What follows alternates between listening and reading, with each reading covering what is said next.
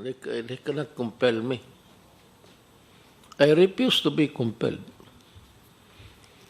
I have terminated it. Tapos ang problema ko. Wala na akong problema yan. Insofar as I'm concerned, we are beginning to count the 180 days for them to pack up and go. I am not reneging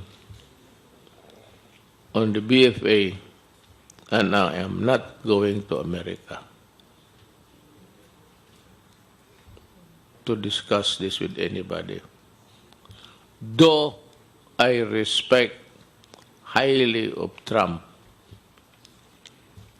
and if that was a political move by the senators to win the Filipino votes there, I'm telling the Filipino now, you are getting the best of deal with Trump. Kaya dyan sa leftist ang ano eh. Obama was a leftist.